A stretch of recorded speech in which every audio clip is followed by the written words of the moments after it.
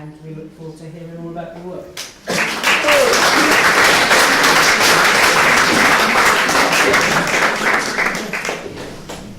So I'll try and speak loudly enough. Just let me know if I sort of mumble or kind of fade out, because I kind of get quite nervous. So yeah, thanks for everyone who's come. Lots of friends and family here, which is really sweet. I'm going to do my talk. I'm just going to tell you a little overview of what I'm going to talk about now, just so you have an idea of where I'm going with this. I'm going to show you a bunch of slides. The first load I'm going to have from exhibitions that I did between 2004 and 2014. It's partly because my archives don't really go back digitally in a good way very far, even though I've been painting since leaving art college and doing lots of commissions and projects straight away from graduating my degree. But 2004 is about when I moved to my studio in the Phoenix, and 2014 I'm going to sort of do this body of work, because at that point I got really poorly, and that was a big turning point for a lot of the ways I work and subject matter. So then I'm going to show you a few slides that describe the method that I use for making this work, and then I'll talk about the work that I made after I got poorly. So those sort of the sections we'll go through. So something that I got really into doing were beach scenes, and that was a subject matter that did really well for me in Australia, where I exhibited every 2 years for about 15 years. So this is one of my favourite ones. I love the heat. I love sunny places, and I like the idea of being in a country where, you know, you would get the hose and just turn it on and have a shower off and enjoy the cool water. And this is another piece. So I've kind of picked my favourites. I haven't picked any of the ones that I thought didn't really work. And I really love the little girl in this image, because I did alter it a little bit, but initially when I first did her, she looked like she was pulling her pants out the way you do. So it was called Wedgie. And this one, these are all, I'm sort of going backwards. So this one is one of the later beach paintings where I was softening the figures a little bit more, because as we go through you'll see how really bold and blocky my initial figures were when I first got into bringing figures into my paintings. And I think this one also I chose because it describes it quite well. The way I work is I build up loads of layers and mark making and stenciling and splashes, and then I build up the negative space around them. So the creamy colour in this is probably the one that I worked really hard on getting the luminosity back after building up loads of bright colours. And so you can see in their beachwear and dresses that's actually the underpainting. That's all the sanded back layers and the stenciling from like henna hand bindy stencils that I get. And yeah, this is getting a little bit older, but again you've got the figures of the bathers on the figures is all the underpainting. And this I like because it was like, again, the thing of being in a hot climate where you stand to get a bus maybe quite late at night in your swimming costume. It's not something you get to do.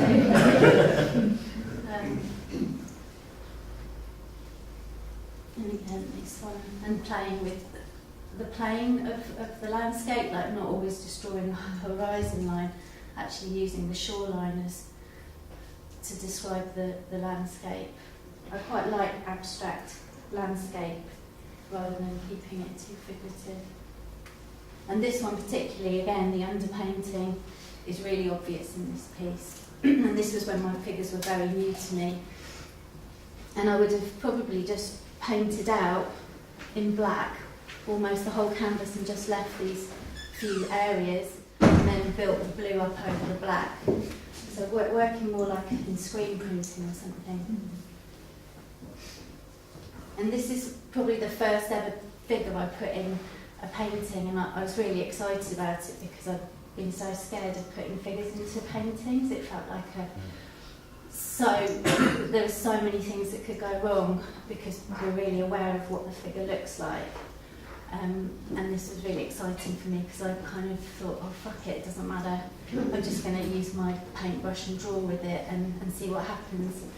And that was the starting point for all my figure work. And these are now like, I did lots of trees. It's trees, birds and flowers and fish, I think, are the things that I'm also really well known for in Australia. And the stuff that I tend to get asked to be licensed for cards and more commercial stuff. But I really love the figures in this one because I kind of let them be a bit more soft and a bit more undefined, possibly because I was distracted by doing the tree and they were given a bit more life. I think there's more to them because they're less worked up.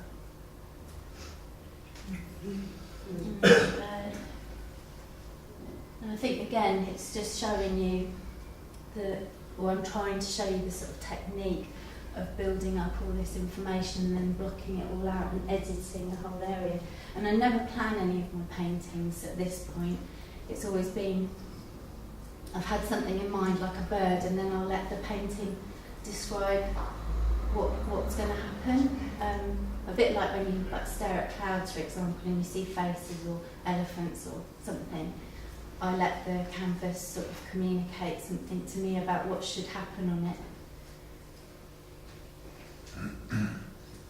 This is a selection of birds. I really love these birds. They're sort of like fantastical pigeons. And then after a trip to Bateman's in Burwash, which is one of Rudyard Kipling's homes, I saw the fish pond, and that led to a whole series of fish paintings, all done in a very similar way. Although what was lovely about working with the water is that I started to really play with depth and that feeling of things sitting lower and higher in the water, which really helped inform reflections. And when I've done more paintings with the beach where I'd play around with the reflections of the people in the water. And there's this piece. This one was lovely for me because there's loads of drips, and I get to the point with editing an image where I sort of lose all that life, and this was one particular one where I allowed it to continue. And then flowers. And then this was a slight departure. After having my daughter, I had an exhibition coming up, and I did have a bit of a break with having Eva, but my mum was really supportive, and so I was able to come to the studio quite soon after she was born. And I lived at the top of Albion Hill, and my mum would bring her down in the pushchair to be breastfed and then taken away again. And I had this exhibition coming up, and I got really worried that my work was going to become sort of boring and a bit mumsy, and so I sort of parted on that. And this one is quite sort of, it is quite gentle, but the other ones I'm going to show you are where I sort of pushed a more graphic and bold, sort of trying to really build on the abstract aspects of my work. And I think I was also really inspired, or being inspired by the domestic, rather than being outside and being in nature. I was in the house quite a lot, and we were pulling out old memorabilia and sort of old toys of my mum's and my dad's, of mine, and so there's all this nostalgia of stuff, and I feel that that's what became the subject of these paintings. Becky, how big are they, by the way? They're like different sizes. I mean, obviously some look really big, but... Yeah, so this is really big. This is like 5 foot by 4 foot. So that was quite a big piece, and the piece before, again, was it was a two pieces, but this was probably at least 5 foot square with a second panel. whereas I think most of the other ones, yeah, that's big. I think I paint at a fairly sort of set scale. So if there's lots of things in the painting, it's probably quite a big painting. You can see the dribbles like on some of them, but the flower ones might have been a bit smaller. Yeah, the smaller one, that was more like this sort of size. Sorry, I forget that with the slideshow, is that you just really kind of lose a sense of the scale. So this is an images from a commission I did. I did it just about 2 years ago, but it was a commission where they wanted something like I'd done maybe 4 or 5 years ago. And it's quite a good example of how a painting gets built up, because I had to keep sending them pictures. They were in Sydney, so I had to keep sending them like updates. So I was actually recording the journey of the painting, which I wouldn't normally do. So this is when it's all been, that's kind of the finished underpainting. And then I did some drawings for her because she's a barrister and she wanted it in her chambers. And she said, look, I don't want to tell you what to paint, I want it to be a Becky Blair painting, but if you could incorporate some sort of law stuff.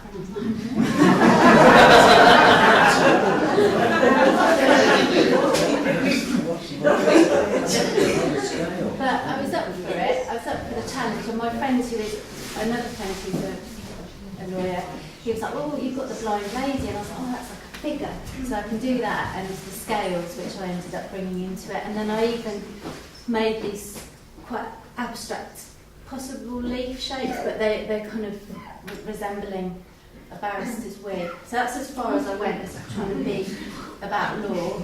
And then you can see how the white is slowly being built up to describe the elements, and then I work back into it a little bit, bringing out areas and editing, and then that's the final one. Yeah, she was really pleased. I was still waiting to see it in her. I said, please send me some photos, because she's got this incredible office, like floor to ceiling windows looking over the Sydney Harbour, and you know this, and I thought, I need that. I want to Instagram that. But yeah, I think she's really busy, so she says it's in her office, but it's not on the wall. And these are just some images. These are things I've kept from when I was at college. So when I did my fine art degree, I really just loved playing with paint and seeing how it dried flat and layering it up. So I thought this was quite a nice image, just seeing where it all began, really. I mean, obviously, it was when I was 19, so that's quite a long time ago. And then I went travelling, and I took watercolours and a sketchbook, and so I was always painting while I travelled. And that was throughout most of my 20s. So this technique that I developed is really right from the word go, really. And then this is a more recent, version, where I'm layering the colours and building up watery marks. And that's a studio shot of where they're a little bit more going somewhere. You can see a tree start to be pulled out. And this is a picture that I really loved, that I painted probably early 2014. And I was getting to a point with my work where this method was really working for me, but it was also a trap. And I wasn't always enjoying painting, and I didn't really know where to take it. And because of deadlines and exhibitions, I wasn't having the time to play outside of that method, or even feeling that confident to do it. But this was like a moment of, just breaking it down a bit and, I don't know, letting the paint be paint rather than like taking it to this other place. And it's softer and more suggestive of something, and I haven't edited and fine-tuned it to the point where it's all perfect. I kind of like the imperfections being seen. These are slightly bigger ones. You can really see how I've left a lot of the underpainting free.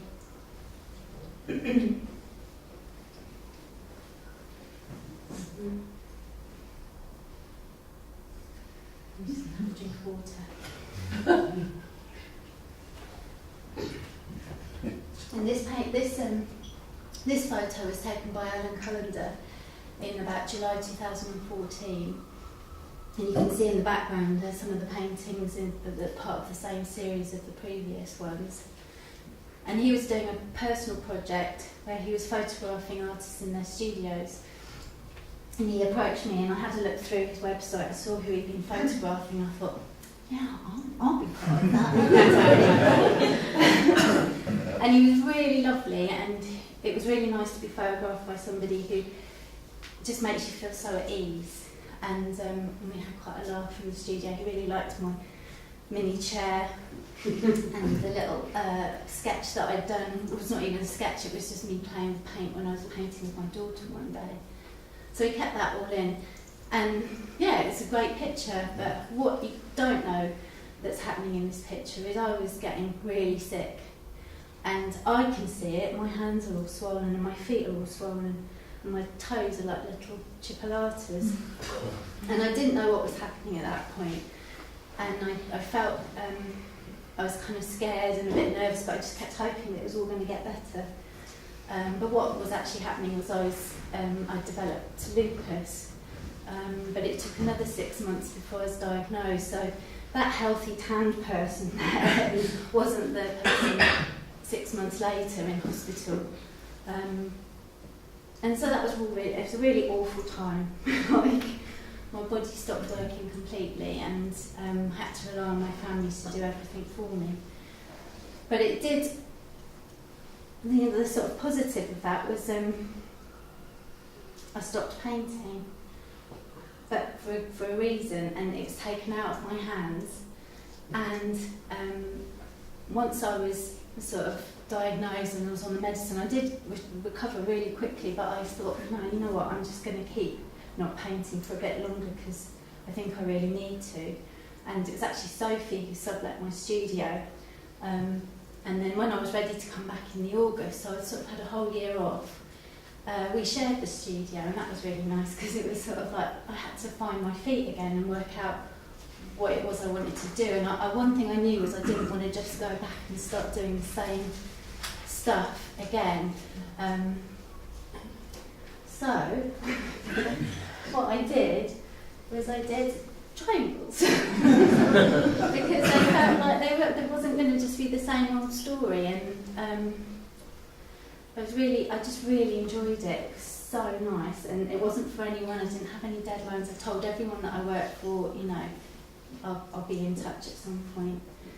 And I don't know, I did things like this, which I love. I love this painting, and a few of these in this series I kept for myself, because for me it was a moment of real bravery to step outside of all this sort of like safety net of looping kind of shapes and building up all these layers, which were a comfort. It was like just to pare it right back and see what happened, and I feel that they're very emotive because of it. The other way. And that one, that's one of the ones I kept. And that's really rare for me. I generally can't wait to see the back of my work. Just like, go. And those triangles kind of turned into a mountain. And in this one, I really see this like wolf head coming up, and lupus is, you know, lupus wolf. So it's quite obvious sort of symbols and stuff, but I was just playing around, and it felt so good to find a way to talk about an experience that wasn't using words, and like this painting is about loneliness, and the bird became a real symbol for my spirit and my sort of I don't really have the words for it, but the bit inside me that isn't made of flesh and blood. And the triangle started to become a symbol for the body, so I was really trapped, you know, the spirit in me was trapped inside this body that didn't work anymore. And using that became really healing, and also I've realised by doing the slideshow, I was like, oh, you know, for the abstract I've used a bird, and for the reel I've used a triangle, like that's pretty weird, but that maybe also describes the lack of kind of connection with my body I started to have because it wasn't doing what I wanted anymore, and I felt kind of cut off from it. And again, this is kind of playing with just ways to go get those feelings across. And yet, tying birds to the tree. But what I didn't see, but my husband did see really quickly, was there's this sort of skull here. And I didn't ever really see it until later on, and then I was like, oh yeah, well, I thought I was dying, so that makes sense.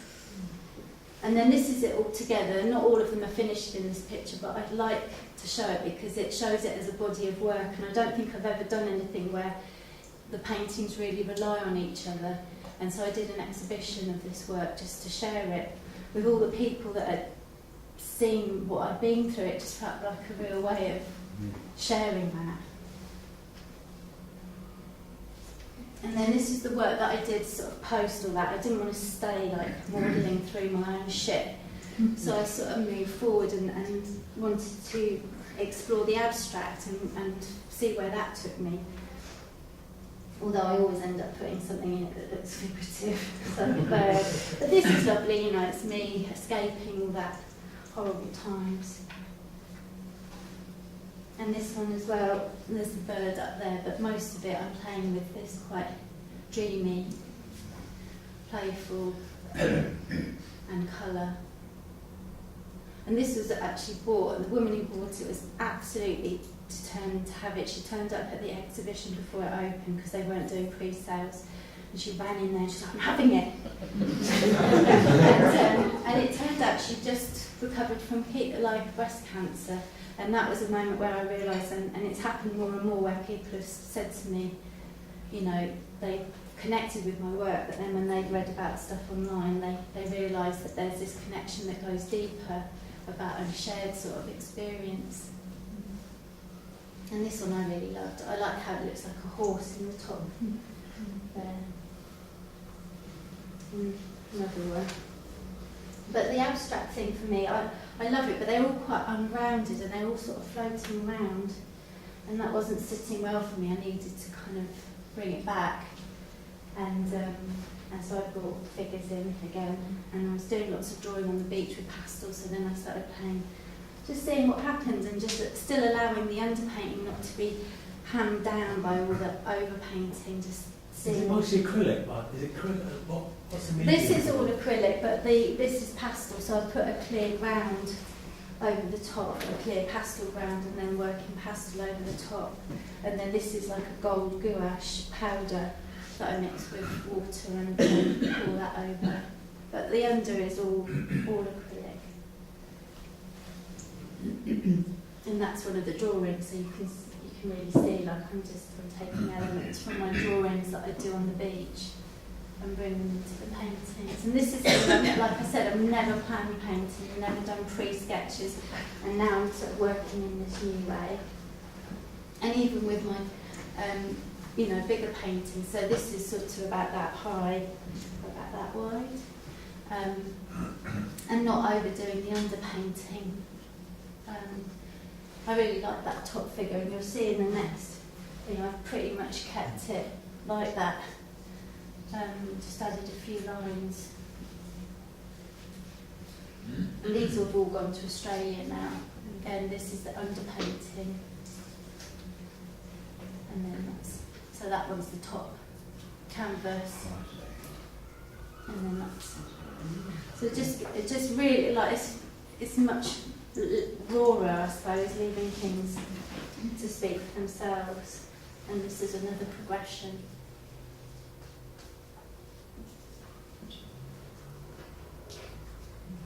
And what I like about this is I've kept it quite simple, and then I've done the kind of the underpainting is overpainting with all the sort of spirally stranded brush strokes. There's another one. These are all gone to Australia. I'm doing lines.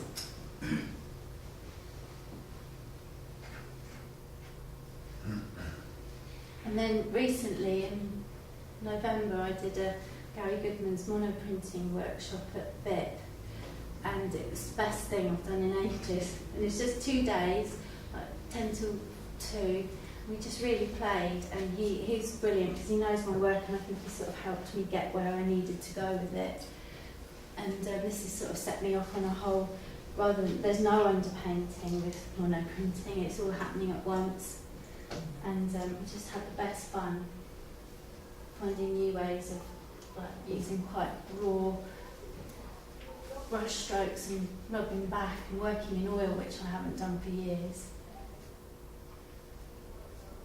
And then that's a painting that came out of doing that first, that's sort of one of the first I went in and did monoprinting without Gary there, just like an open session.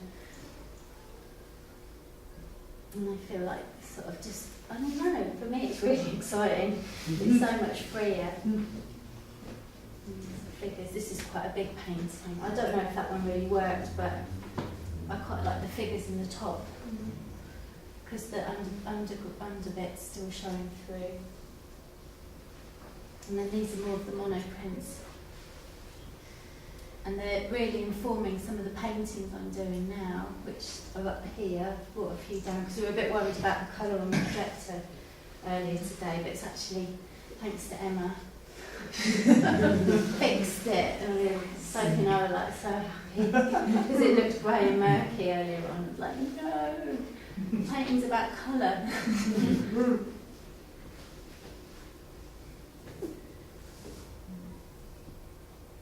Are these still monoprints? Yeah, these are all monoprints.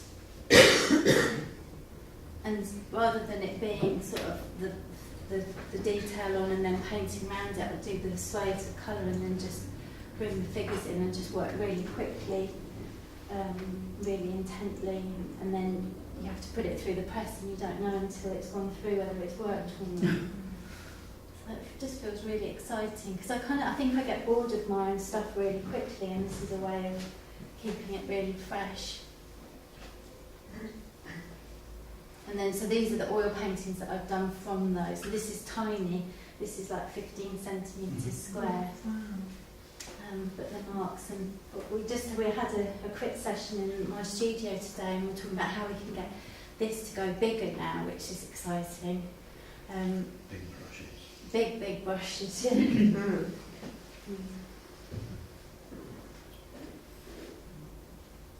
This is oil on canvas as well, and it's all really immediate and quick. There's no sitting and waiting for things to dry. Once it's done, then it's done, and that's a revelation. This is a favourite. And so what I feel I've got to at this point is sort of a moment where I've been working quite small, is sort of taking this into a bigger form and seeing what I take from all the things I've learned over the years. So like the underpainting and that overpainting and negative space and the marks and pastels, and just seeing which bits I want to pull in. So it's like instead of it being this fixed like procedure that has to happen in a very fixed order, I feel really freed up and ready to just sort of be much more playful with the work going forward at the moment. So I just got to get May out the way, and then I'll have some fun again. I think that's pretty much, is that the last one? Yeah, that's it. Ooh. Done.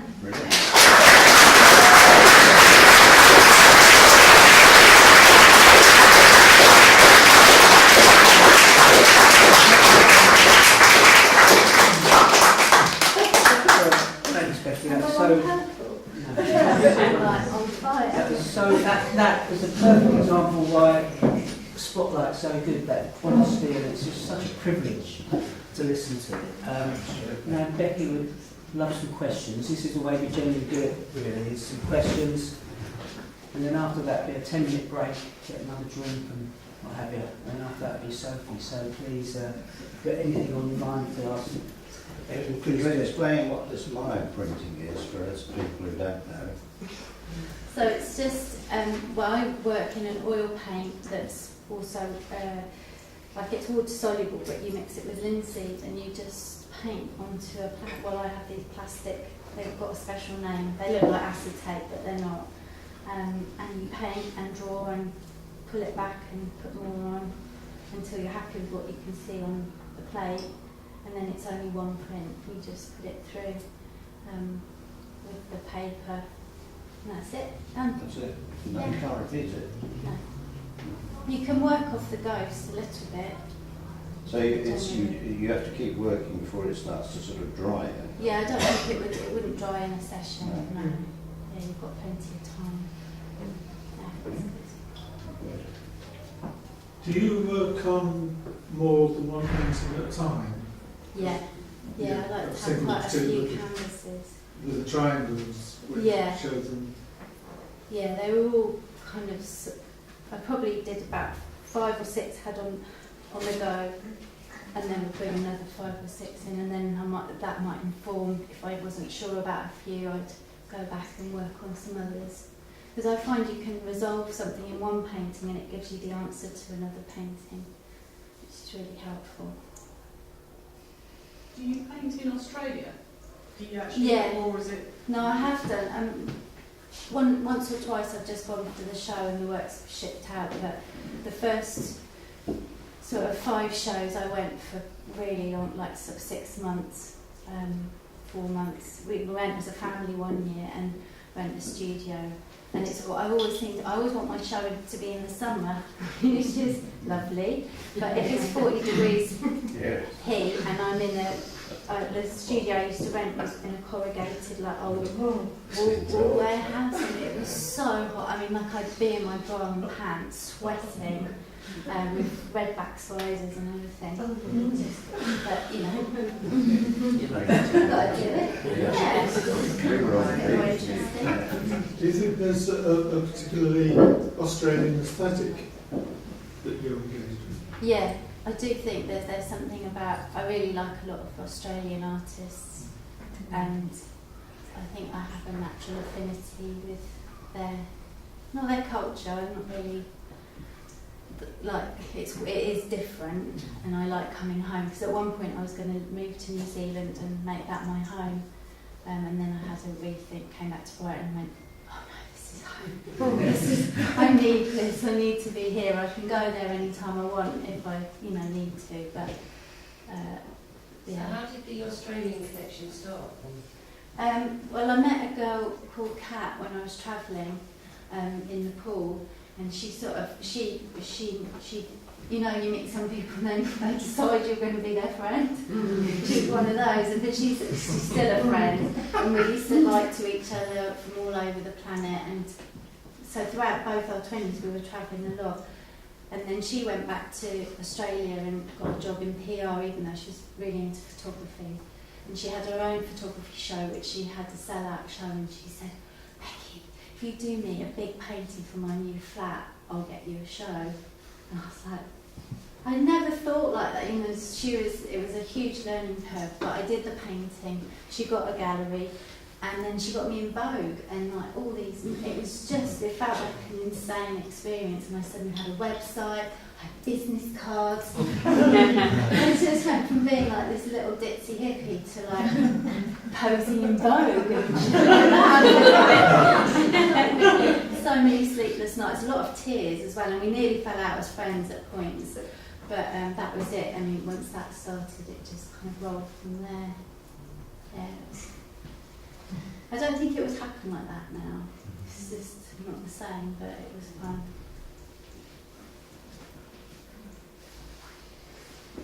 Yeah, all Right. good? That's brilliant. After a round of applause.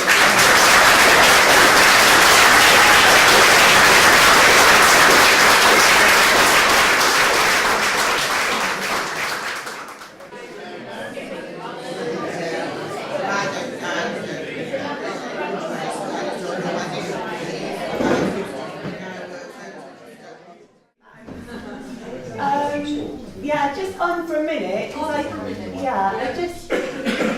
I just really wanted to show you my latest paintings, and there's one behind you there, not very well lit. And this one here, which is kind of my favourite painting of the moment. I haven't shown it anywhere. I've just made it in my studio over the last, sort of since January, I've started working on unstretched canvas, and I just want to make these big paintings for myself, really, just for my own satisfaction and expression and fun, really. And going to flip right back to when I finished my degree, which I'm going to try now, if we can turn the lights off. Sorry. Just for the contrast, really, that was, yeah, it's quite weird seeing it, but it's been really good to do this, go through this process and just see where I came from. When I finished my degree, I had, I guess, experienced quite a lot in 3 years at university. In the first year, my dad had died, which was had a profound effect on me. And I think I just sort of painted that out over the 3 years that I was there. And this was like 12 paintings on big pieces of cardie paper that are kind of, that sort of to the floor there. At the time, they were the biggest bit of paper you could buy. And I had 12 of them, and they each kind of represented different things. And I was really skint, and they just were made up of sawdust, a bit of wax, charcoal, stuff that I could just basically grind up and smear over the paper. And I did these washes of colour. I couldn't really afford to buy any acrylic or oil paint. The university didn't really have much. So I just did, my best with what I had. And at the time, this is what came out, which when I look at it, I kind of love it, because it means so much to me, but it kind of weirds me out as well, looking at it. So my best friend and I went travelling to Thailand, and I came back from there really rejuvenated and just, I didn't feel that depressed anymore. I just kind of thought, I'd gone through this period wearing really dark clothes and, mourning that loss, which was huge. And at this point, I kind of thought, it's okay, and I'm going to move to Brighton with my friend, and everything's going to be cool, and it's going to be brilliant. And then I just started going on really nice trips abroad. I got a job in a pub, which just paid me pretty well for the time. I ended up running that pub for 10 years, which wasn't my plan at all. But upstairs in the pub, there was this little room, which was tiny. It was kind of like probably this wide, and like from me to Bernard, it was really long and skinny. And I just did loads of paintings. I just sort of lined them all up on the wall and just carried on painting, like in my break. So I'd work in the pub 11 till 3, stop at 3, paint, and go back to work at 7 till 12. Met Vicky at the bar, put the world to rights, and went on lots of really nice holidays.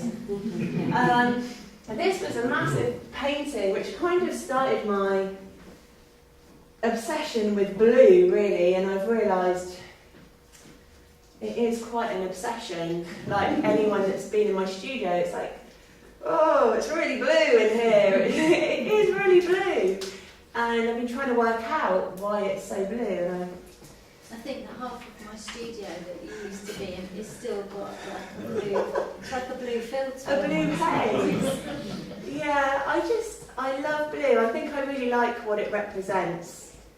I grew up in the Midlands, which is kind of really far from the sea.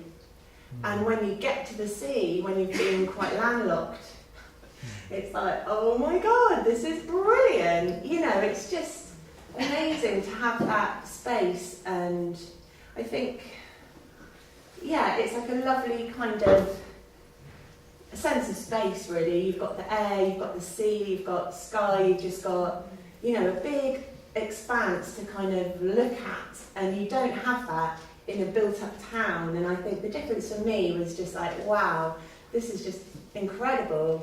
And every day that I live in Brighton, I'm really grateful for that. I spend a lot of time at the sea, and I think a lot of my work is quite watery. I was trying to talk, but this is like slightly, this is kind of how I used to paint, but I thought it's quite useful to have it in here. This is probably 15 years ago. A Turkish scene, just like really kind of jazzy, obsessed with colour. I love colour. It's like a big chunk of my life. I feel, you know, I like to be surrounded by colour.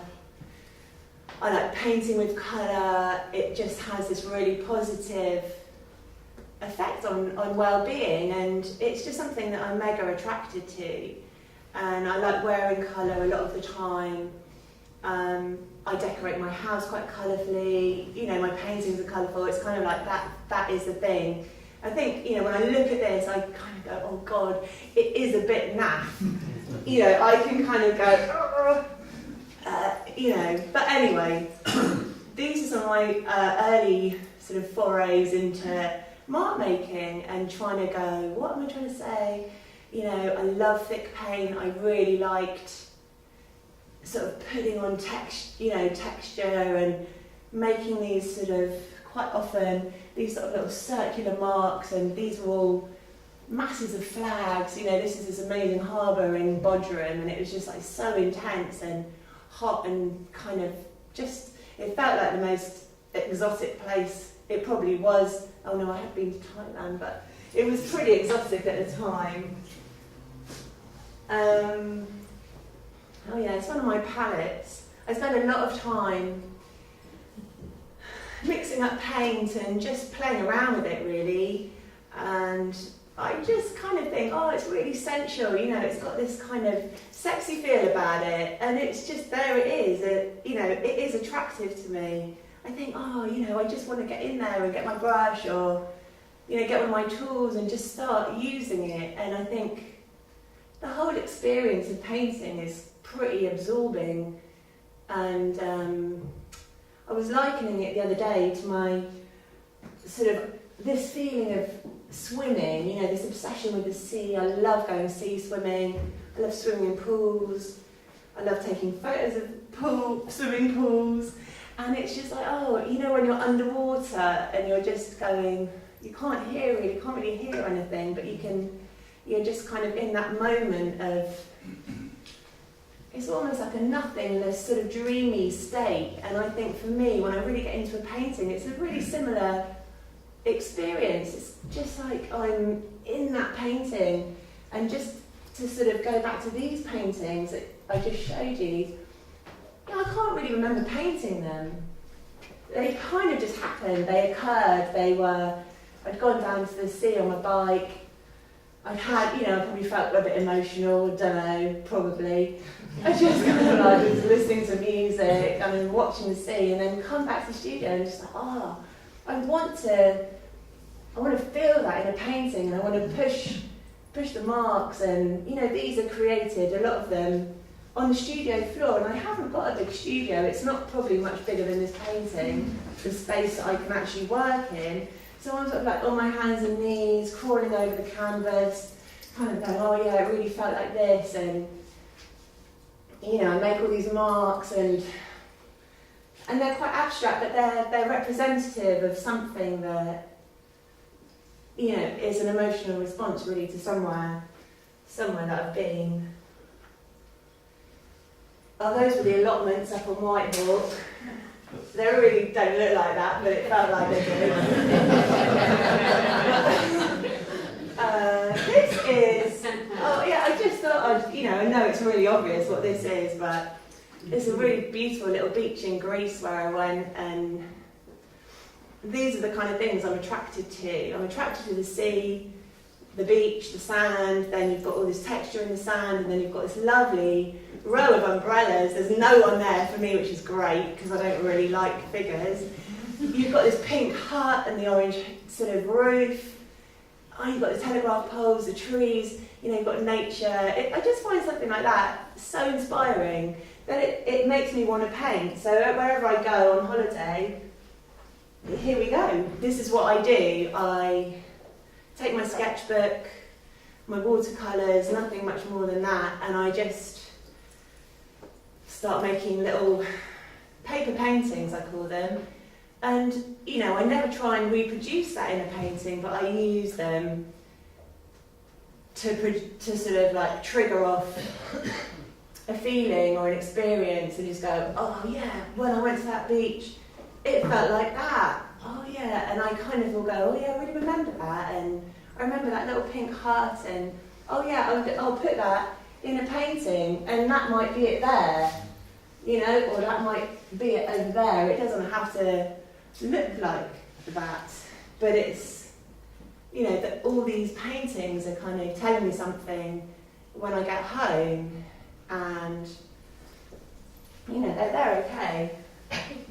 That was a really cool video that I wanted to show you, but it doesn't work, I'm afraid. So, you'll have to go on Instagram and see it. Yay! Oh yeah. So, there's some palm trees reflected in a swimming pool. Something kind of like this. So I take zillions of photos. I've got something ridiculous creeping to like 40,000 photos on my computer, which is slowly dying because there's just too many photos on it. But I'll look at something like that and just go, oh yeah, look at that beautiful reflection, and the way the water kind of went all crazy like that, and then you've got this lovely bit of concrete that I find quite exciting to look at because it's got these lines and all the dots, and you know, when you really start looking, you've got all the little flies on the water, and you sort of see more than you might. And then this is a paper painting that I produced sort of in response to that, really. And even though you can't see it anymore because I actually blocked out the ring that was there in the pool because it looked a bit weird. It was probably like over here, I think it was kind of somewhere, and then it just looked wrong and it just looked too obvious, you know. But this painting was, you know, a response to it really, and it might not look like the concrete there, but that's, you know, it felt like the concrete to me, and I suppose that's what I'm always trying to evoke in a painting, is just the feeling of somewhere and maybe how I felt somewhere, and these are the paper paintings that I've carried on all this time. You know, I love the quality of paper, even though I paint a lot on canvas.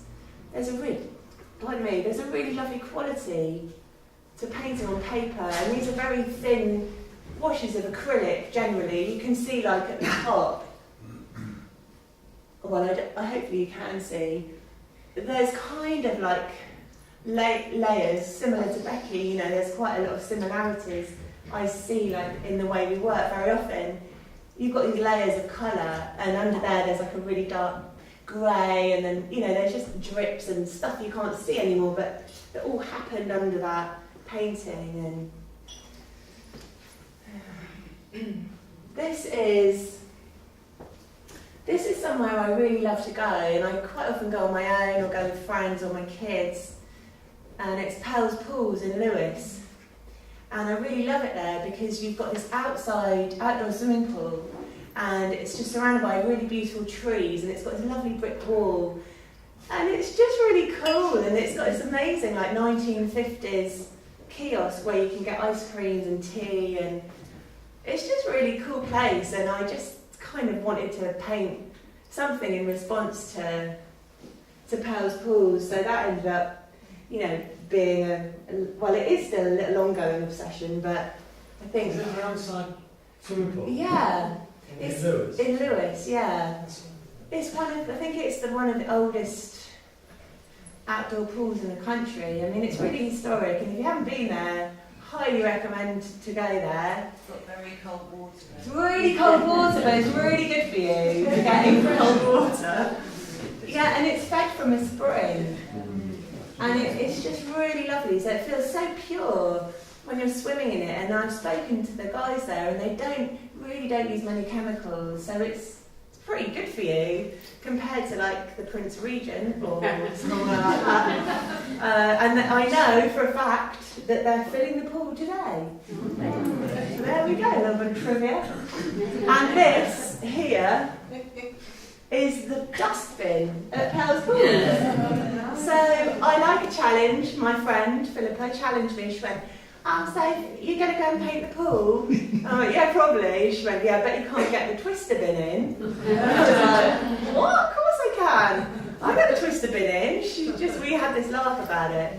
So this is only like a part of the painting, but I've put it in the slideshow because I just thought it's quite funny to me that it's there. And it doesn't really mean anything, it's my little joke. But if you looked at when you look at the painting, like I don't reckon anyone would know that that was a dustbin.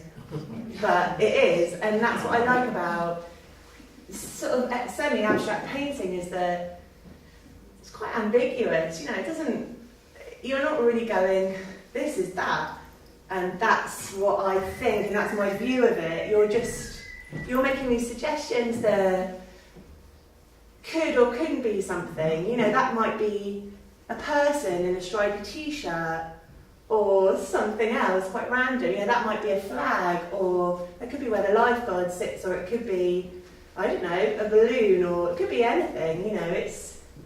It's a kind of joy to be able to paint like that, for me anyway, because I'm not being, I don't want it to be mega obvious. I quite like that feeling of people responding to my work and going, oh, that looks like loads of fried eggs in the middle of the painting. And, I had this guy once, he was really obsessed with this painting of mine, and I was like, why do you really like it? And he went, because that bit there looks like a poodle on a surfboard. I was like, oh my God.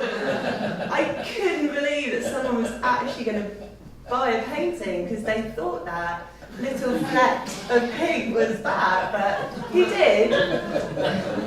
So yeah, and this is just to give you some sort of sense of scale, I suppose.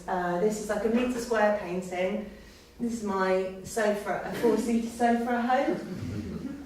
Basically, after I had my kids, I realised that I really needed to make a living doing something that would fit in around them. And I was still painting, and I just thought, well, I've got to really give it, my best shot and just try and make it work. And one of the massive things that changed for me was like how I advertise myself. And I was always a bit shit at advertising, and then Instagram kind of hit me going, oh well, look, there's this amazing free platform to Instagram yourself or your work or your business. And it worked brilliantly, and I started sort of taking photos of my work in situ, and people sort of responded really well. And as well as showing my work in galleries and at art fairs, I could just do this sort of other thing that was totally mine, that I felt like I'd created this other side of my business, and kind of enable people just to see what it might look like in a lounge or kitchen or wherever you want to bring a painting. And it just worked, and hence here I am, luckily at Phoenix with a studio upstairs, and just able to really live out a dream, I guess, in the nicest possible way, in the most brilliant way. It's just awesome. This sort of just is to show you what I might do to start a painting. I take loads of photos and then print them off, and then I just quite often just paint big blobs of paint over the top of them and go, oh, that might look quite good like that, or it might look shit.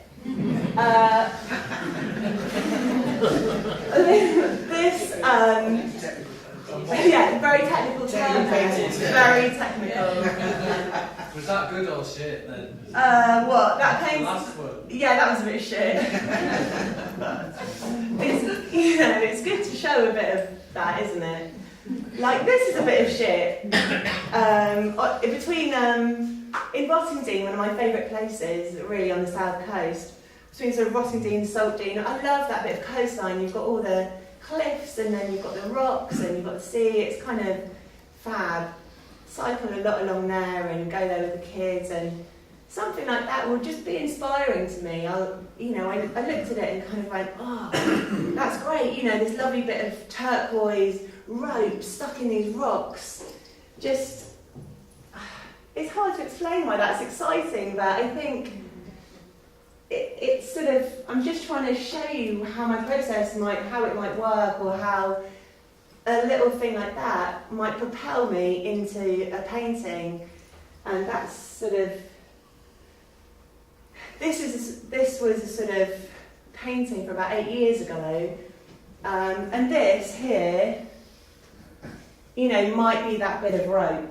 I think that's what I'm trying to explain. You know, this is a seascape with lots of rocks in the foreground, and at the time I was really into sort of a lot of heavily textured paint, and it was so much to do with like layering the paint on and making these chunky marks, and you know, I wanted to kind of keep pushing where the paint might go and how the colours all work together, and you know, how they balance together. And this is quite a good example, actually, this painting of sort of some very sort of thin watery marks kind of down here, and perhaps up there they're quite fine and watery, and then you've got these much more chunky, heavily layered, you know, built up areas of colour that, you know, that's just kind of what I liked to do at the time. And I think it's good to sort of be pushing, you know, I'm always pushing and playing around with the medium, and I do use acrylic paint, and I use these sort of mediums that kind of can bolster them up sometimes and make them sort of fatter and, you know, like a sort of thick whipped cream kind of consistency. And, you know, this painting was a bit of a, I think I put it in because it's a bit of a turning point, because I'd been very into like loose marks, and then I kind of got a bit tighter, and I'm always trying to go loose, you know, I'm always trying to like loosen up what I'm trying to say. And I think in this painting I'm cramming so much information. This is like 60 by 50 centimetres, so it isn't that big really, but there's so much going on in there. I mean, I look at it and I go, God, it's so hectic. You know, it's really kind of going, let me out. And I think over time what I try to find now is like a lot more space in my work, and it's really hard to sort of have big areas of paint that aren't doing much. You know, you've got big washes of colour. Oh yeah, that's just to sort of show you. I don't know, I'll probably roll my jeans up and go out and crunch around in the seaweed and just go, oh, this is really nice.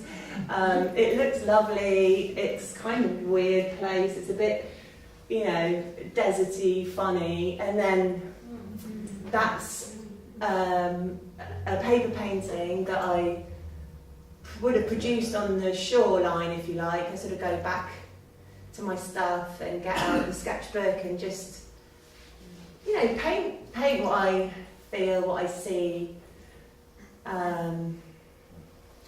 You know, and for me, like when I look at this painting, I go, oh yeah, that's quite nice, and you've got this lovely like, little wiggly line, and you know, it kind of works compositionally, and then it informs other paintings. I mean, I've finished this painting now, I've sold it. This is like a painting on canvas, but if I was to kind of go do it again, I'd go, oh, well, that's got loads of black in it, but that hasn't really got any in it, maybe like a bit there and a bit there. And if I was to paint it again, I'd put like shed loads of black in it, you know, because it feels like it needs it. Anyway, it's not there. You gotta let it go.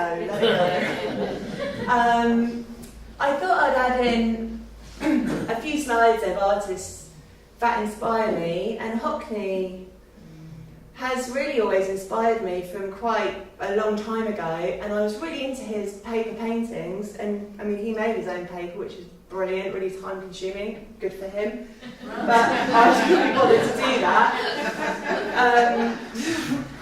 So this is like one of his paintings that it really resonates with me. It's just all the colour, the way the colour works, and you know, you've got these lovely chunky zones of colour, and then I quite like the way you've got, if you didn't know this, they're all separate pieces of paper that he's joined together. And, he's really all about colour, and turquoise is one of my favourite colours, if you didn't know that already.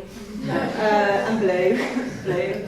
And not in response to him, but just as a sort of something that I do alongside, painting on canvas like this, or sort of a general size for me is 90 by 90 or 60 by 90 landscape paintings. These are paintings on paper that are just more into, I'm more quite into colour blocking, and just, I think I'm trying to paint on canvas like I paint on paper, and I can't quite do it yet, but that's a challenge. It's just a very different material, and it works differently.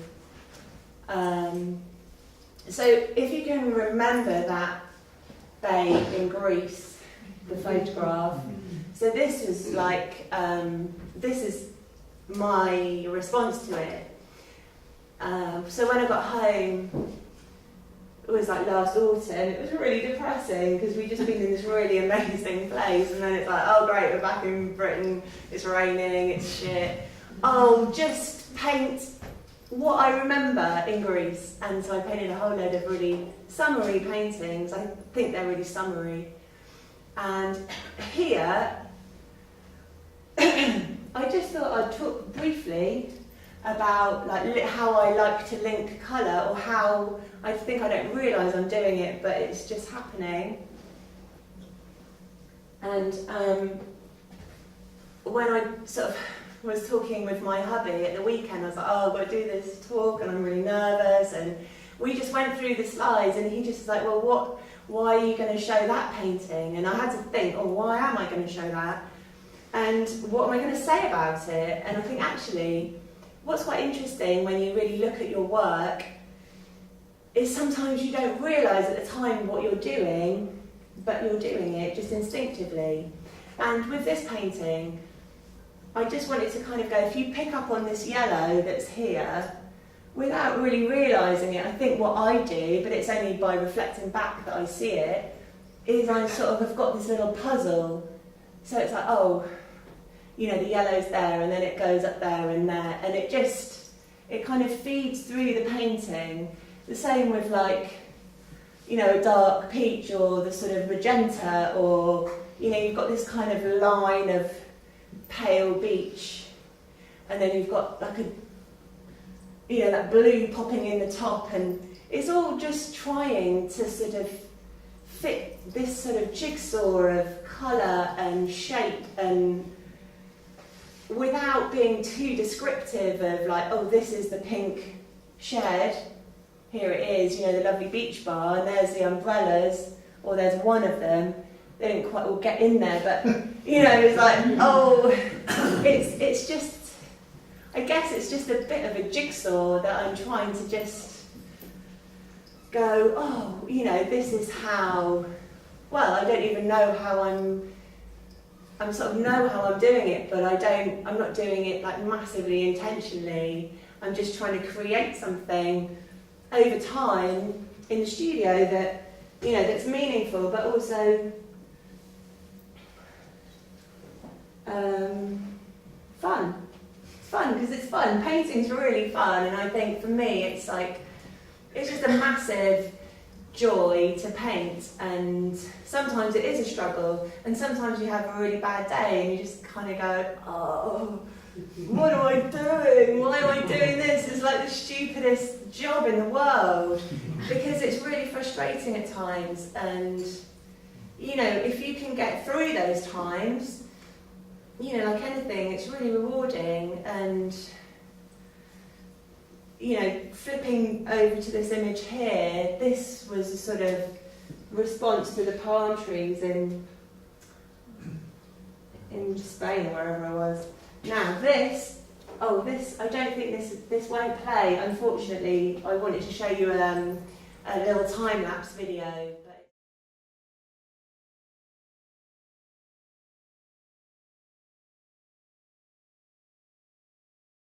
But That's this painting on the floor. Not that it means a lot without being able to play a film. And then this is a bit of an unfinished canvas that I'm working on at the moment. So I've got about six of these that are nearly finished that I've worked on since January, on and off. And the brilliant thing, because I'm quite limited on space, is that I can just roll them up and store them really easily in my studio that's quite small. And it's really good to sort of put them on the wall down here and just have that space sort of back from them and go, oh God, you know, they really need to be in a big room somewhere, not in my studio where I can't see them properly. You know, I can't even almost get far enough away. But I think in a way that sort of, I don't mean I feel trapped, but I think because I am quite confined, it's really nice on the canvas to be able to make space and create like this other world of. Do you see like when you see them now from far away? Do you see things like immediately that you change in your studio that you wouldn't have seen? Yeah. The space. Well, actually, I wouldn't change anything on that. But well, I mean, it's like if that is the case, then you know you can bring them down. You could bring them to a big space and have a look at them if you feel. Do you know what I mean? I do know what you mean, Yeah. totally. And I think I should do that, but I'm probably too lazy and don't do that. But I just wondering how you've seen them in a space like this, and would that help? Because I know, you know, sometimes the thing studios are quite small, and I remember taking mine into the project space upstairs occasionally, or even used to hire it to work on bigger paintings, and so you can get a bit of space. Yeah. It's weird because if you don't, you take them to the gallery yeah. or something like that, and there's something that's big and you go, oh my god, I'm Yeah. in a studio this big, it looks shit from here, sort of thing. Yeah. I mean, I just mean that, you know, it is. You don't mean that looks shit, do you? I think artists should be able to do that here. Yeah, no, I totally agree. I do agree, and you know. Anyway, it's fine. No, it's fine. I think it's a really good point. You know that you know I don't know. You create what you do in the space that you've got, and you know it would be a luxury. You know, I worked from home in my dining room for 4 years when my kids were really young, and I used to have to, you know, get them to nursery or whatever, get them to have a sleep. Just sleep, and then I'd put like all these dust cloths out, and I'd set all my paints up, and you know, maybe do something for a couple of hours and then have to put it all away again and then go and pick them up from nursery. And you know, it's really, I think, you know, what I painted at that time was pretty crap, to be honest, because I just wasn't able to absorb completely in the experience, you know, and I think now I can. You know, it has made a massive difference to how I paint, because obviously, you know, I pretty much drop them at school now, and I come to the studio and I just paint, and I'm really committed to that, and I just come in regardless, and you know, I might just paint over and over again, or I might just paint the same thing, or I might not do anything, I might just have a little think, you know, but I think, yeah, one day I will have a bigger space, but right now, you know, this is it, and yeah, I should really, if I'm going to paint on this bigger scale, which feels really natural to me. You know, I'm quite tall and it's just really nice. I can, you know, pin them up.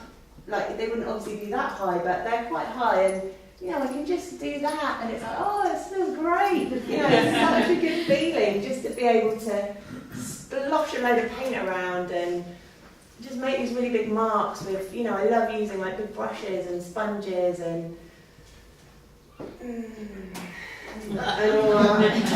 oh look, here's one of my little favourite places in Cornwall. This is one of my favourite painters, Ivan Hitchens, and I just kind of put that in there just to sort of say, you know, we're all influenced. I think any painter or creative, whatever, musician, writer, you know, you are heavily influenced by your contemporaries, you know, other painters, whatever.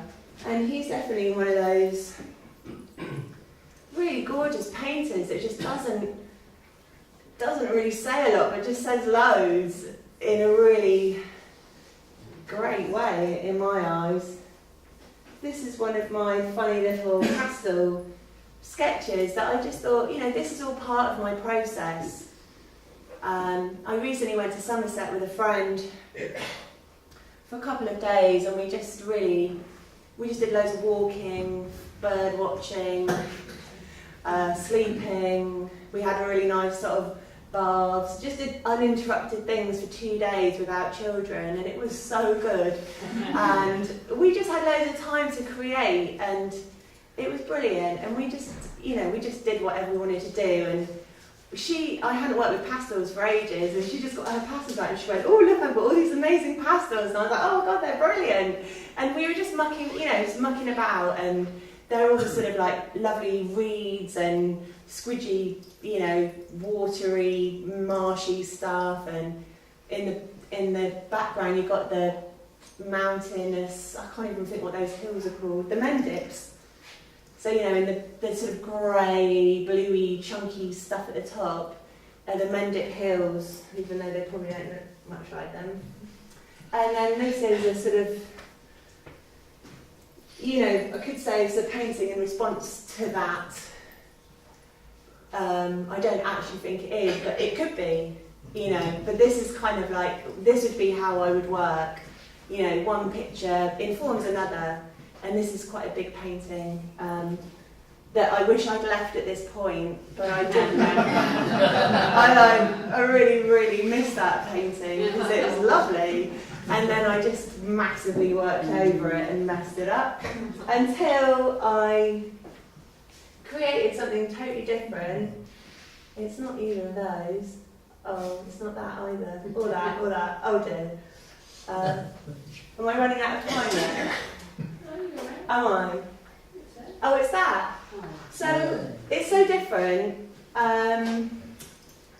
It's so different. It's like a completely different painting. And I think what happened there is I just overworked something that had a really lovely, loose, kind of natural quality that was just, spontaneous kind of reaction to a place in time, and then it ended up becoming sort of really overworked, and to loosen it up again, I got so cross with it because it felt like it wasn't working. And this whole front section here that's very pale, I got a big brush, probably about that big, and the painting's 120 centimetres by 100, so like relatively big, I don't know, yeah, that big.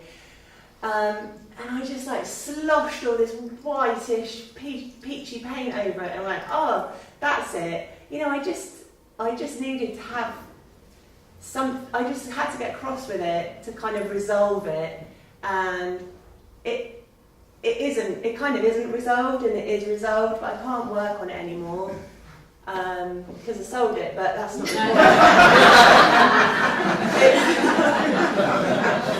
But I think sometimes with a painting, you don't, it's like, when is it ever finished? Like it never is. It's like, if I could have that painting back now, I would do so much to it, I'd block so much of it out, but it's, it's gone, and I'm really cool with that. It's absolutely fine.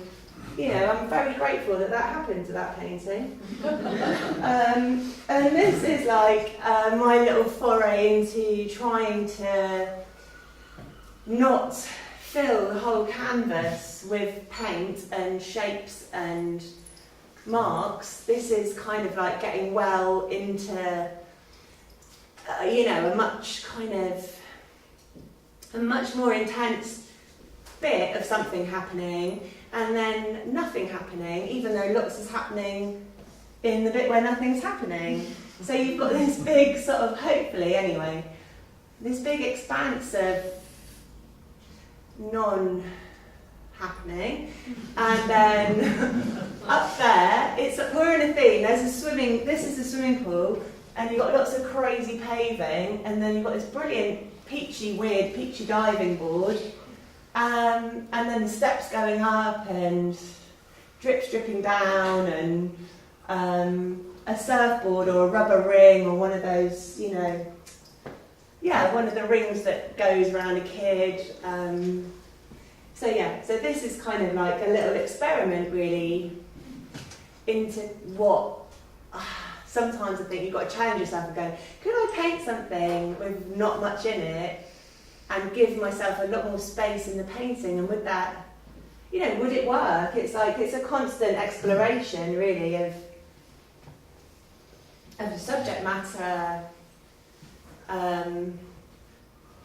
This is my studio anyway, or a bit of it. And, you know, just, I probably was coming up, I think, this is last summer, sort of coming up to a show and just put, you know, I like to put a lot of pictures on it. I just work on quite a lot at the same time. It's just a little example of that. This is a painting. I should have perhaps blocked all the painters that I'm really inspired by together, but I didn't. Spread them out a bit for whatever reason. It's the first time I've ever made a PowerPoint presentation on a computer. I wasn't very good, but it's the best I could do. So this is a painter whose work I love as well, Jade Mitchell. She's just really cool. Uses these incredible loose kind of marks that just really resonate with me, to be honest. And yeah, sadly also, Gillian Ayres, who's just died like last week at 88, and she continued to paint as well up until she was 88. So I just think it's so brilliant, you know, to think that that might be me, not her. Obviously, I won't be her, but I'll just be painting until I'm really old, hopefully. And yeah, I just love the way that she kind of uses colour and really thick paint and really thin paint, and she sort of pushes the paint around the canvas and just makes it look exciting and joyous, and I love her work. That's my studio floor, and I put that there because so often people come into my studio, or like when we had the open studios at Phoenix last year, it was the first time I'd done it in my own studio, and basically most people just would come in and go, oh, I love your floor. So I spent the whole weekend going, oh great, well great, I'm so glad you like my floor. So this year I thought I might just paint the walls white with nothing on them and just like leave the floor like that and go, That's that new. oh that's, yeah. But you know, it's, I think my sort of, in my head, I think, oh, why can't I paint like that? You have. But like that's, you know, that's just so, to me anyway, Maybe you should put a bit of canvas on the floor. well, I have done that. You'll be delighted to know. I've started my experiment. I bought these little tiles that are like that big, and they've got linen on them, and I have just like started laying them out on the floor. I've got a strip of canvas that I've, you know, laid out, stuck down, and then it's quite good. It's quite annoying because it flaps about a bit, and it's, oh god, that bit of canvas is still there. You know, it takes quite a long time to get to that point. And you know, I am messy. I am quite, you know, it does. I love the fact that when I mix my paint up with loads of water or whatever, I can just dribble it around. You know, no one's telling me I can't do that, and I love that. And I think it's sort of, you know, a real sense of freedom, and I can just do whatever I want, and that is liberating to me. This top section is wall, isn't it? Yeah, so that is the wall, and like that is where the floor starts at that point there. So all the dribbles, yeah, they're all dribbled down, and that these are where the lines are. There, it's like a sort of, it's like a tiled floor, really disgusting fake wood tiles that now kind of look quite nice. I can't peel off, unfortunately. And that's a painting by Patrick Heron. I don't know if anyone, I'm sure loads of you know who that is. He is like a Cornish, he is an artist who wrote a lot about art, but he also painted the most amazing abstract paintings, and had a beautiful garden in Zena in Cornwall, and I went past there once. I drove past there and he was in the garden, and I didn't stop. And apparently he was really friendly, and if you did stop, he'd let you in his garden and you could, you know, look around it and chat with him. And I just was always so cross with myself why I didn't, and then he died. And it's like, oh, why didn't I do that? But still one of my favourite places is that part of Cornwall. If you've never been there, you should go. Something I was just going to mention as well that I learned recently about that bit of the coast is that the water there always just seems like this amazing kind of greeny turquoisey blue, which is a colour I'm really attracted to. And apparently what happened is there's so many copper mines in that part of Cornwall that the sediment from the copper is at the bottom of the sea, and it reflects back this amazing colour. Because when, you know how stuff goes verdigris, that sort of greeny copper goes green, apparently that's why Cornwall looks so beautiful. The sea in Cornwall looks so beautiful. And this is a portrait of me recently done by a splendid studio member, and I kind of just thought I'd put it in because that's the painting there, and Denise sort of asked me to stand in front of it in my dungarees, which is my little uniform that I always wear. Those dungarees, they're so heavy now, I need a new pair because they were giving me a bad shoulder actually. They got so much pain on my right leg that I'm like, oh god, it's making my shoulder ache thinking about it.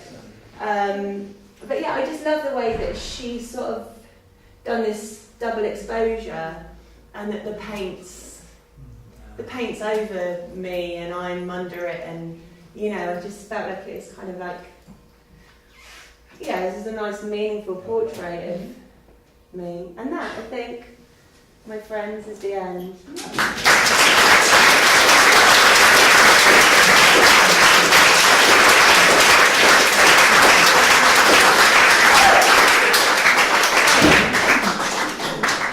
Thank you very much, Sophie. That's great.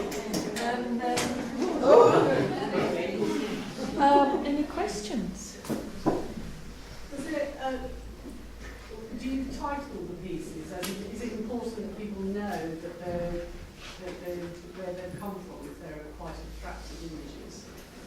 If they're quite what images? Abstracted images. Oh, is it important for people to know the source of it? it's not important to me that they know that. No, not really.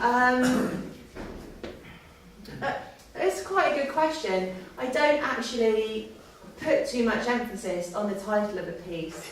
I think for me it's just quite a practical, it's usually something really dull like Stavros Bay, pink soap, 3 palm trees. You know, it's much more, oh, what have I painted? I've painted 3 palm trees, I'll call it that.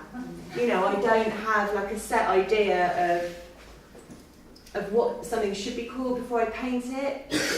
It's almost like once it's painted, it has become something, and I generally will call it Sea Storm, or, you know, just it usually just, it's... Can it change like from what you thought you were going to call it? Like, I don't even give it any thought, which sounds so awful, but I just kind of go, oh, I've got to call it something. No, not yet, I haven't got a name for that one yet. But I'll think of something, you know, like, I don't know. but it sounds like it's a bit like action painting or something like that, you know what I mean? There's an element of that in it, like, you're sort of just happening as you're doing it. It really is, I think it is. It just, yeah, it isn't preconceived in any way. It's like there's, you know, I don't set out to go, I'm going to paint a painting of that bay and it's going to look like this. It literally is much more intuitive in the sense that I do want to paint that bay, but I'm not going to let that thought override what I might paint. I don't want there to be that pressure of having to create that exact bay. Do you know what I love mean? the way that you will often start off with a photograph or photographic image and then produce something which I really admire, that it doesn't look very much like it. But it's about that. but it's not that. Yeah, that is it, exactly. Like, in a nutshell, it's about that, and it's about the feeling, that feeling. I think I've really realised it is quite a lot to do with, you know, that emotional response, which sounds like a bit naff. I can't think of a better way of putting it, really. But it is quite an intuitive process, really, without any pressure. You know, I really try not to... I think, you know, there's so many pressures in the world. It's like, when I'm in my studio painting, I just don't really want that pressure, even though I will put a bit on myself. I think, well, you know, I know what colours I like to use, I know how it all works, I know what looks good against something else. You know, I've got, you know, there's a lot of build-up of, you know, there's a lot of painting going on in there, you know. I mean, that is really important to me, but it's not, you know, from the start to the finish, you know, I don't really care what happens in between. Or, you know, I don't put that pressure on myself to care that enough, you know, well, I don't know. I see a lot of parallels between your work and like theories of performance, Sophie. So like the idea of an immersive practice. You know, you're very immersed physically in the process, and we, the viewer, are really immersed in the kind of physicality of the paint. And then when you talk about memory, using memory, that's straight out Stanislavski. You take that emotional memory and having to rediscover that as a performer. Yeah, and you know, something I haven't talked about at all, you know, I did, when I did my degree, I did a dance module that ran alongside my whole degree, and you know, that informed loads of my work at that point, and I was really into dancing, and not raving, but like properly, well, I was as well, but like properly dancing, and you know, there's a lot of body work, and that kind of thing, and I think, you know, they are really physical manifestations, if you like, you know, but I don't think about that too much. But I know when I'm working, it's really it is very physical to paint like that. It's very tiring, you know, and it's really good fun. I mean, you know, don't get me wrong, like I play music, I think music plays quite a big part. You know, it isn't a performance, but it's a definite all body encompassing feeling, really. If that makes any sense. I guess people also attach to your interpretation of what you see. So they either do appreciate it or do like it, and then they invest in it as well, like you have. But I was looking at this and I was just also wondering whether you ever step back and go, I can make that into 4 actually. Because I don't paint, and I don't know how your process goes from this to stretching it, like you were saying, around a frame. You know, do you ever step back and go, actually, it would be good to do, you know? Yeah. Do you look at things differently when they're finished? Yeah, I mean, for me right now, this definitely, I know exactly what you're saying. I think this is a whole piece, and this is what I'd quite like to do. Like, hopefully next year sometime, I'm just going to put a show on somewhere of just really big paintings. That's kind of my aim. You know, I'm pretty naive. I've done this totally, you know, I was a bit impatient. The day I wanted to start them, I just went to the fabric shop in the lanes. I was like, I'm going to buy like 5 pieces of canvas, and then I like primed them in the studio, then they stuck to the wall. I was like, oh shit, I'm sticking to the wall, pull half the wall off. You know, because I primed them, and, you know, I'm an idiot, really. I just should have stretched them on a stretcher frame, primed them, taken the canvas off, you know, nailed them to the wall, and then, you know, I wouldn't have had all those problems, but I'm not like that. So I have got all these problems. You don't know. I didn't know. You didn't know, did you, before? I didn't know. So I just couldn't bring myself to cut this up. You know, but I think perhaps there are a few that I've done that might get the chop.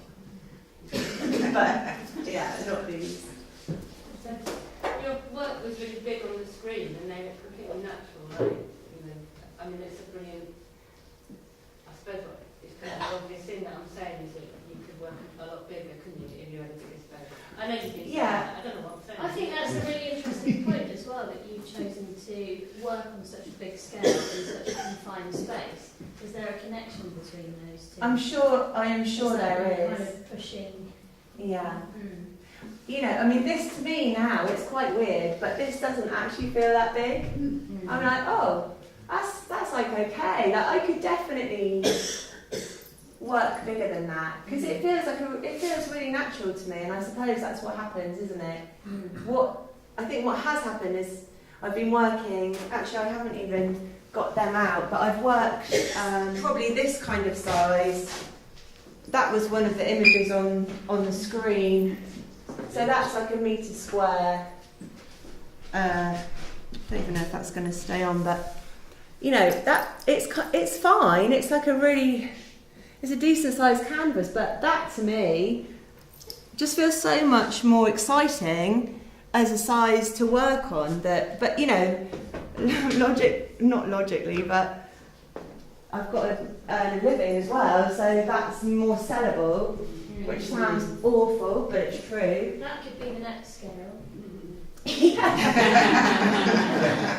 That would be so brilliant though, I'm so up for it. Literally, it's just like, that would be a joy. You know, when you look at a lot of, you know, like, I don't know, just take 1950s America. Yeah, exactly, and they're just like working in these massive warehouses on these great big paintings, and it's like, that's just brilliant. You know, I would love that. You know, not to say, I mean, I know sometimes I like making little paintings, you know, because you just glean different bits of... It feels liberating as well, working on that scale, doesn't it? It does to me, you know, some people would hate that. I think it just... Maybe victims. Yeah, I suppose. You know, it's a cost thing as well, like, it does cost quite a lot more money when you start, you know, ramping it up because you've got to buy so much more paint, really, to fill, because you're filling so much more space, but that's, you know, shouldn't stop you you know, doing that, what you want to do creatively, really. The other thing, when you had the painting of the pool with the large black area, or dark area, pool with the black, The one with nothing happening. Oh, yes. yeah. That's a lot. Were you thinking of Hockney then as well? Because I mean, it's very unlike his Los Angeles painting.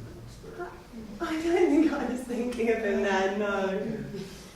Did you think I was thinking of him then? Bearing in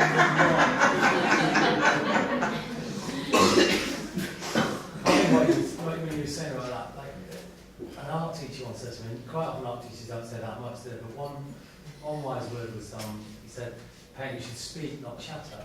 And like, some paintings need to chatter, but you know, I think, like I think that's what you were talking about. It's It's like a quiet conversation at the bottom and a loud conversation at the top. Yeah. Yeah. You were going on about, that's what you I think it is. I think, you know, I've definitely got a propensity, and it's really clear there, really, to like fill a space full of marks, full of paint, just fill it up, fill it up, fill it up, fill it up. And, you know, for me that works. It's starting to kind of go, you know, they're much more tonal, colour-wise. You know, it's not as jarring. It's how I used to paint all the time. You know, there's bigger swathes or bigger areas where it's not so. There's more space in that painting, but it's still filled up. Yeah, I need to paint bigger. I think you should have the next discussion with it already painted, but then a projector lamp on it. So Let's try it. Thank you very much.